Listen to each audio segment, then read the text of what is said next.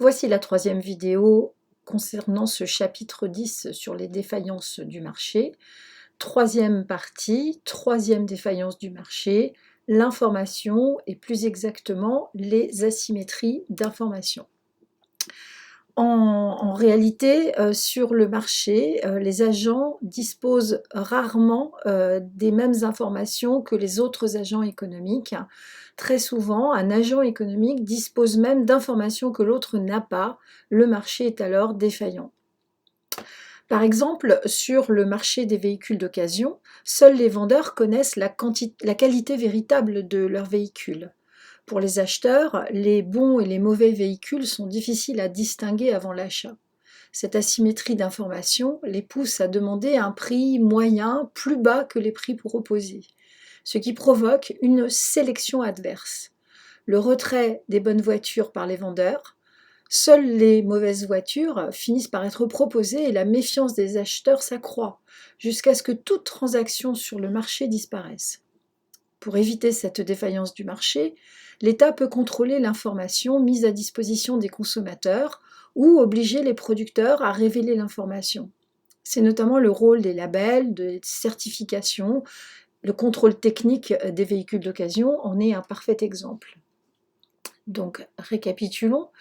Cet exemple du marché des véhicules d'occasion a été un véritable modèle explicatif construit par un économiste très célèbre qui s'appelle Akerlof et qui montre justement ce phénomène de l'asymétrie d'information. C'est une situation dans laquelle les offreurs et les demandeurs ne disposent pas de la même information, ce qui entrave le bon fonctionnement du marché. Ça remet en cause la condition de transparence de l'information. Vous vous rappelez, c'était une des hypothèses de la concurrence pure et parfaite. Donc ici, il y a bien asymétrie d'information car les vendeurs de voitures ont plus d'informations sur la voiture que l'acheteur potentiel. De plus, il est possible pour l'acheteur de connaître la qualité exacte de la voiture. Il est impossible pour l'acheteur de la connaître alors que le vendeur la connaît. Et donc la sélection adverse ou anti-sélection découle d'une situation d'asymétrie d'information qui conduit à une élimination des bons produits, puis à la disparition du marché. Dans ce schéma, on peut retracer les différentes étapes qui conduisent à la disparition des bonnes voitures d'occasion. L'acheteur d'une voiture dispose de moins d'informations que le vendeur. Cette asymétrie crée de l'incertitude pour l'acheteur. L'acheteur rechigne à payer cher une voiture d'occasion quelle qu'elle soit parce qu'il a des doutes. Les vendeurs retirent donc du marché les bons véhicules. Le marché s'effondre car les bonnes occasions sont rares. Il y a une deuxième source de problème concernant l'information sur les marchés que l'on appelle l'aléa moral. C'est important de comprendre cette notion parce que vous allez la retrouver dès lors que vous traiterez du chapitre sur la protection sociale. L'aléa moral, c'est le risque d'un individu qui adopte un comportement opportuniste ou qui triche après la conclusion d'un contrat parce qu'il se sent protégé ou parce qu'il a une information que l'autre partie n'a pas. Alors, l'exemple du document ici, c'est le modèle du tir au flanc. Alors, le tir au flanc, c'est un vieux mot de français que vous n'utilisez plus, je pense, pour dire celui qui en fiche pas lourd au travail. Souvent utilisé donc dans le domaine du marché du travail. Les chefs d'entreprise n'ont pas toujours les moyens de vérifier que les salariés ne flânent pas, ne sont pas en train de, je sais pas, de jouer aux jeux vidéo pendant qu'ils sont sur leur poste de travail. Alors, vous voyez que ces questions-là se posent d'autant plus dans le cadre du télétravail. Donc il n'y a pas moyen de savoir ce qu'un salarié fait tout le temps. Il est bien sûr possible d'augmenter les contrôles, la surveillance, mais ça coûte cher, hein. Pour inciter l'agent, donc le travailleur, à ne pas tirer au flanc, c'est-à-dire à ne pas être feignant, à ne pas être sur les réseaux sociaux, sur les jeux vidéo pendant qu'il est à son poste de travail, il reste la possibilité de lui offrir des primes en fonction de sa productivité. Le meilleur moyen, c'est de rendre la sanction assez forte pour qu'elle compense la faible probabilité d'être démasqué. Donc l'aléa moral concerne aussi toutes les professions d'experts dont l'opportunité de l'action est difficile à évaluer. Par exemple, l'intervention des chirurgiens ou des dentistes, les patients savent que l'acte a été réalisé, mais c'est très compliqué en fait de savoir si ça a été fait de manière correcte, tout simplement parce que le client n'a pas cette compétence. Et le problème, c'est que le coût du contrôle est très élevé, puisqu'il faudrait aller voir un autre dentiste, par exemple. C'est impossible et la solution serait de fixer des pénalités très élevées. Donc, vous voyez, là encore, on est dans un angle mort du marché où l'insuffisance d'informations ne permet pas à un agent économique de prendre des décisions forcément rationnelles. Dans le cadre du deuxième point, donc de l'aléa moral, justement, puisque ici c'est de ça dont il s'agit, hein, c'est bien de l'aléa moral. Il y a différentes manières donc de produire et en fait de réguler le marché et de réguler l'incertitude et de la réduire surtout. Et donc les associations de consommateurs jouent un rôle très très important. La grande association UFC Que Choisir est une association dont le but est de diffuser une information en comparant par exemple des prix, en comparant des prix tout en prenant en considération la qualité du produit et en informant le plus possible le consommateur pour rétablir finalement la balance et rendre moins incertain ses décisions. Les labels jouent un rôle également très important. Donc le label rouge, c'est un label de qualité dans le domaine alimentaire. On a donné l'exemple tout à l'heure du contrôle technique pour les voitures d'occasion, hein, qui a vraiment redressé le marché de l'occasion, si bien d'ailleurs que c'est probablement le premier marché automobile aujourd'hui. Et donc on voit bien que il est très important que des acteurs autres que les acteurs du marché interviennent pour diffuser mieux une information sur les deux côtés du marché. Donc ça permet de pallier les asymétries d'information, donc ça permet de les améliorer, donc de les rendre plus symétriques, faire en sorte que le consommateur soit aussi bien informé que le producteur. Est-ce que ça permet de remédier à toutes les asymétries? Bien sûr que non. Il y a toujours de l'asymétrie d'information.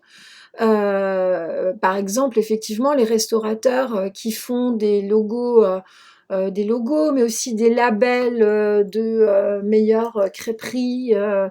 C'est difficile parfois de faire la distinction entre une stratégie marketing des entreprises qui vont tenter justement d'entretenir ce flou de l'information et une véritable information du consommateur qui passerait par de la réglementation, des comparateurs de prix, mais des comparateurs qui ne soient pas manipulés par les entreprises elles-mêmes.